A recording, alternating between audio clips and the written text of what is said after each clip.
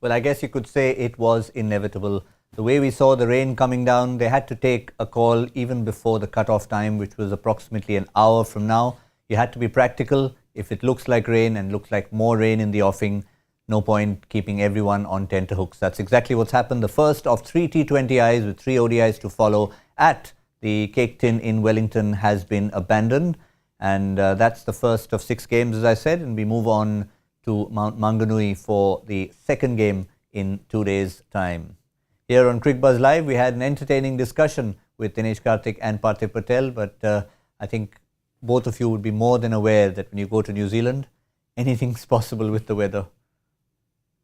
You know, sometimes when you expect a heavy rainfall, it's better because it tends to stop. But if it's constantly just drizzling, you get the feeling that it's just going to prolong and go on forever. And you could see, you got to feel in the morning when you looked at the clouds there, that the chances of match being there was very low because there was persistent rain. You never got the feeling that it was going to stop at any point of time. I know the umbrellas came in and came out, but alas, I guess this one was inevitable at some point. Yeah, it's got to be frustrating for the players in particular because if it's towards the end of a long tour, maybe you're like, okay, fine, it's a break, we're getting a break. But the first match of a tour, people who have not toured there before, some looking to make their debut like Shubman would have been excited to get out there. Yeah, absolutely. I think it's for a cricketer, if you ask any cricketer, the most frustrating part is the rain delays where you have to wait, where you don't know whether game will start when or whether it will start or not. But I think you got to give credit to the umpires and referee here that they took call very early and they said, yeah, that's it, there's no chance. Otherwise, waiting game is something which is very frustrating, and especially with these guys who wanted to make a mark. There are a few who missed out on a World Cup berth, so they wanted to try and prove a point. So yeah, they would be frustrating for players, but when it rains, you can't do anything about it. It's not in your hand. As when we play cricket, even right from our childhood days, we've been taught control the controllables. So that's something which we can't control. So it's got to go on. Yeah, and we're looking ahead already looking ahead to game number 2. Everyone drives down, really. That's the beauty of being either on the North Island or the South Island of New Zealand. You don't have to necessarily jump on a flight. Auckland and Hamilton, Wellington, Mount Maunganui, they're all very, very accessible, and it's one of the prettier parts of the country where we'll head. We'll just have to keep our fingers crossed that some of these black clouds don't also get into that car and head down there to spoil the second game, which will effectively be the first game of the series. First and foremost, looking ahead at the venue, Parthiv, you've been there before. It's home to 4 New Zealand cricketers, including the likes of Kane Williamson, Trent Boult, Colin de Grandhomme. Yeah, absolutely. I've been there. It was a wonderful place. I played India A game, rather, the 4-day game. Wonderful ground, wonderful place. The hotel's very nice there, sort of proper tourist place. So yeah, the players would enjoy it, but they would be wanting to play the game out there. They don't want to sit in the hotel or to have a city tour or go on a mountain trip. They would be wanting to go out there and play. Because it's a lovely wicket to bat on. It's probably one of the flattest wicket. Grounds big, not the usual small grounds which we see in New Zealand. So yeah, hopefully we get a game there. Yeah, New Zealand have a good record there. 5 out of 7 they've won. The only 2 they've lost, 1 to Pakistan, 1 to India, and the India game, you were there. Yes, it's a lovely venue. It's not a stadium. It's got a lot of grass mounds and it's a more relaxed environment there. They actually put up temporary tents there for the teams when they do come in. You do find when you get to the ground, a lot of the time before the series starts, native New Zealanders, the Aboriginals, they have all come there and they have this small ceremony and all of that. So it's a ground that is owned by the native New Zealanders and leased out to New Zealand cricket, and it's got a lot of culture and heritage. It's a lovely wicket, like Parthiv just said, to pat on. Ball comes on beautifully, generally high scoring matches. They even played a test match there and some big scores were there in that as well. So it's a good ground to bat on, but a ground that New Zealand has fancied over a period of time because they have a good record there. Yeah, well, we're not going to talk too much about the forecast because we like to wait to get as close as possible. Remember India-Pakistan in Melbourne, it was the worst possible forecast. People were already almost thinking of not coming to Melbourne if there was a possibility, but somehow the gods intervened and said this is a big fixture, and they dusted the clouds away, and after that the rain came right back. So 3 games washed out over there. So while there is a little talk of some sprinklings around that venue, we won't look too far ahead of that. Instead, from a cricketing point of view, once again hitting the reset button, going to a new venue. Yes, They'll look at New Zealand's history there, they'll look at that, and maybe they'll say that, okay, fine, if we have to start off, let's not start off in difficult fashion with the wind and all the factors that we talked about earlier that would have gone against us, be it a bowler or a batsman. Yeah, I think they would be, I'm sure Indian players would be enjoying going to that ground. But see, numbers are there, numbers are in New Zealand's favour, but as a player, you don't look into it. You don't say what has happened in the past. You know, we always look forward, we always try and stay in present, and I'm sure there's players who have gone there are experienced enough to understand that, because now with having experience of playing in IPL teams, they know that a lot of numbers been thrown at them.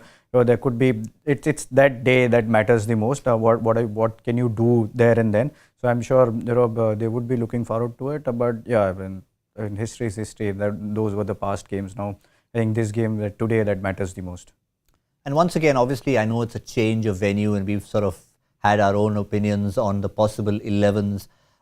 Doesn't necessarily change with the conditions. Maybe the odd fast bowler here and there might change, but otherwise you're just looking to start afresh? I think so. I think whatever 11 Hardik and Lachibhai have decided for this game will pretty much be the same 11. I don't think it'll change so much. Nothing is going to change drastically. As I said, the context for this series is more about understanding individuals and giving them the opportunities. So that would in turn mean that they try and stick to what their ideas were before the start of this game. And I'm pretty sure that whatever they had decided as 11 will still be the same 11 going into this game as well. And you need to give opportunities to players, and I think you would definitely see a bit of rotation. I understand there's just 2 T20s now, not a lot to play for, but you would understand if they give opportunities to quite a few guys to obviously give them the chance to go out there and perform in international cricket. What we haven't spoken about, of course, is the home side, New Zealand. We've focused so much about India and all those players missing out from the World Cup squad, new look faces, stand-in captain, possibility of someone like Umran Malik getting a go. But what about New Zealand themselves? A couple of their names missing as well.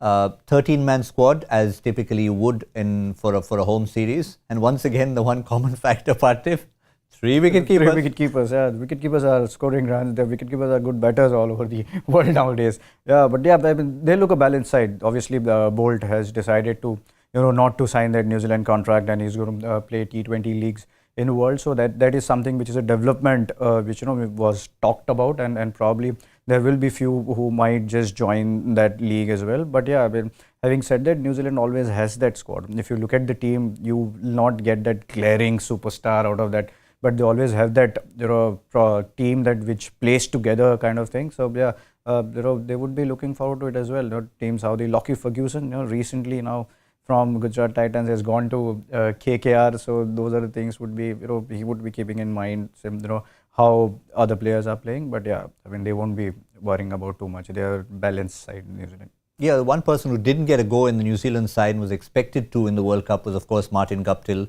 and as a follow-up, he continues to lose his place, this time in the 13. They're really banking a lot on Phil Allen up front with Devon Conway, and of course now Glenn Phillips adding to the mix in the middle order. Yes, I think they're a very potent side. They're a side which always punches a little above their weight, especially in knockout tournaments. In bilaterals, they're probably not the same force that they are in an ICC tournament. Mainly because of the names that you would just end up seeing, they wouldn't come glaring at you in your face, but they know, and they very well know how to perform in ICC tournaments. They kind of come together as a unit and do well, and they've been the most consistent team in ICC tournaments in this decade. I think they've been a finalist or a semi-finalist almost everywhere, and went on to win the inaugural World Test Championship as well. A name that stands out for me is Adam Milne, because he's coming back after an injury. He can bowl some serious heat as well, so it'll be very interesting to see if both Adam Milne and Lockie Ferguson do end up playing together. That will be a rather sharp attack, so to say. They always have their banker Tim Southee, who's been around for a long time. But I also think it's going to be very interesting to see how many of these players go on to play the 2024 T20 World Cup. You would find a few notable exclusions as time goes on. But at this point of time, as we sit, we see a big name missing out, Trent Bolt. Yes, he's chosen to go on and let go of the contract and play outside leagues. But that is in turn made the selectors look at him and go, okay, so we need to prioritize people who want the contract. So they're obviously giving opportunities in a big way to people who are more part of their setup. I'm sure when the big tournament comes, Trent Bolt will be an absolute look-in. but in the bilaterals, they also want to see at other players as well. Yeah, and at the start we were talking about New Zealand not always producing express pace. They have two in this particular squad, but Blair Tickner again goes back to your typical New Zealand right arm medium pace. Yeah, he does. I mean, that's what you do when you're selecting a team. You try and pick variety. So you have pace in Adam Milne and Lockie Ferguson, and you have swing in someone like Team Saudi, and then Blair Tickner is someone who would tall and who would be hitting that short of a length, which he always does. So that's something you always do. And they have a spinner, they have a centner and Ish Sodhi, both very good spinners. So all in all, they have all-round bowling attack with a lot of variety. Yes, they don't have a lefty fast bowler, but still I think they have enough variety in this bowling lineup. Yeah, the one name we didn't really talk about, we've just briefly mentioned, looking forward to making his T20 international debut, has played here at the under-19 level, is Shubman Gill. And, very different from the hard-hitting variety of players that India has in their attack. But these are the top 5 run scorers in the 2018 Under-19 World Cup that was held in New Zealand. And you can see 2 names will be out there at that particular game in Mount Maunganui. Finn Allen, of course, he made his mark over there. That was the first time New Zealand really saw him.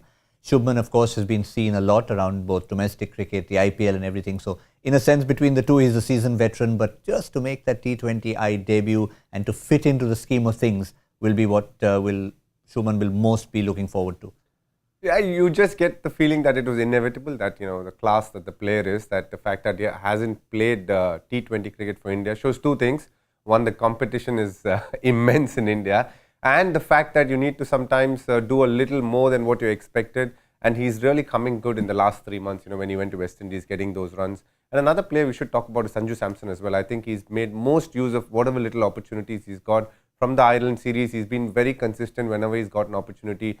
And Shubman Gill, I think no praise is enough for him. The fact that we always highlight and speak about him shows that we expect something big out of him. He's got, he's kind of the big bucks player. And that 2018 Under-19 World Cup was probably the most one-sided World Cup in a long time, because India literally ramrodded everybody they played in their path, and goes to show the strength of Indian cricket. Whenever your Under-19 cricket is doing well, it always gives you it always tells you a story, and in this case, it would be the fact that the Under-19 cricket is so strong. We won the recent World Cup as well. It shows that when the health of the Under-19 is good, the health of the national team more often than not is very, very good. It has been the case for some time now, and it's a glaring reason why India has been doing well, because Under-19s have been constantly throwing new cricketers into the mix. Yeah, Under-19 is one, but of course we did mention the IPL champions and the effect it had on Hardik Pandya as a leader, as a player, but also Shubman Gill, because when you looked at that squad on paper, particularly early on, you were like, okay, new franchise, new captain, not quite the batting depth that glared out at you, just like sort of we said about New Zealand. Yeah. And that meant Shubman Gill had more responsibility. He did, and he did step up. When someone has been around for a couple of years, he was actually drafted in even before auction. They had drafted Shubman Gill, and he's had a wonderful IPL. See, if you look at his numbers, better numbers than what they were for Kolkata, where KKR, where he was batting at different positions. But here for Gujarat, he got that stability, and he was more responsible. You could see that he was building an inning. We always talk about his talent. Everyone's talking about his talent, but you have to put that get those talent into performance. And Shubman Gill exactly did that for Gujarat. And when you're an opener, when you win the tournament, more often than not, you must have contributed something. And Shubman Gill has done that with different kind of shots. We were talking about his strike rate before this IPL started. Everyone was talking about 115 strike rate. Here he came and played different shots, added something in his armory. That for Gujarat, his strike rate went up to 132. So it shows that player wants to do really well and try and get better year after year. And Shubman has that. He has talent in abundance. It's just about going out there and starting really well, because he definitely belongs there. And again, the transition, his improvement in the T20 game. Early on, we had the discussion about T20 specialists being the future. He's not somebody you'd classify as a T20 specialist, and yet he's adapted his game to show that he can push his way into the side. Absolutely. I think if you speak about adaptation, I think a key shot that was missing as an opener for him, especially to play spin, was a sweep shot. But now he's obviously got that shot now, and That to me shows that he's constantly thinking and evolving and realizing that there are some shots that you need to your armory. A sweep shot is a major shot. Like, many players over the years have tried it and felt that no, it's too risky an option. But I think he's made an honest effort at it, and he plays that quite regularly now. You can see the fact that he's able to understand and keep working on his game and keep getting better is obviously going to keep him in good stead. The fact that he's an all three format player is an obvious, because he's got the basics of his cricket very strong. Even through his junior days, I think he was somebody who got the big runs. It was only an understanding as to what he needs to do well in T20 cricket. I think the one-day cricket and test cricket to a large extent comes to him more naturally, but now T20 is slowly upped his game as well. And in his own quiet way, I mean, we know what a Surya Kumar can do because that's sort of inbred in him. If he doesn't do that, you'd be like, something's wrong. But for Shubman to try maybe a lap kind of shot, almost a sweep against a quicker bowler. Yeah, he did try that. So I think sweep is very, very important shot, as DK rightly said. When you are sweeping, you basically are sweeping on a good length ball. So you force bowler to do something which they don't want to do it. And as a player, once you know that you don't sweep, usually your short fine comes to mid wicket and your easy singles gone. So you have to keep on adding your shots, and that is the reason why people are talking about that Shubman Gill is improving. Why is he not in T20 squad now? Hopefully now this is a bigger breakthrough for him. That I think India should give him a big rope, probably 6-7 games together in T20 format, so that we can show that where he has improved and what can he do at the international level as well. Yeah, for now the only ropes we were talking about is the ones they used to try and clean up the outfield to get cricket underway. Today, no ropes were needed because there was just no possibility in Wellington. Hopefully, in a couple of days' time, just a few, not 100 miles away, but just not too far away on North Island, we will have some cricket. India versus New Zealand's second T20I, which will effectively be the first. But before we wrap, of course, we've got one mystery still to solve, and that's our joy factor question. Normally, it takes hours and hours before we have to ponder on it. This one, Lord of the Rings connection. Two players debuted in an ODI in 2015. One team won by over 200 runs. One is named after a Lord of the Rings character, the other after a medical emergency. Name both. Come on, Joy. What was the answer? The answer was Sam Billings and Mitchell Santner. And again, it's got to do with the nickname Flatline because he's so laid back. If anyone could be Flatline, it would be Mitchell Santner, for sure. And there you go. Bilbo, character from Lord of the Rings, Sam Billings. Both of them made their debut together in that particular tournament. 200 runs was quite a victory margin. Who was the one who picked that first? Lord of the Rings fan, maybe? Or just a regular? Sudarshan Sridharan, maybe you can tell us if Lord of the Rings and cricket go hand in hand with you. Correct answer, first answer, quickest answer. That was what mattered today. Being quick on the draw didn't matter if you were at Wellington because there was no play. We, of course, will be back with plenty more cricket, plenty more conversation. If you liked what we had for you on the pre-show, I can tell you that's only the beginning of what we've got in store in the next game. For now, from Dinesh Karthik, Parthiv Patel and myself, that's all we have on Cricbuzz Live. We'll see you soon.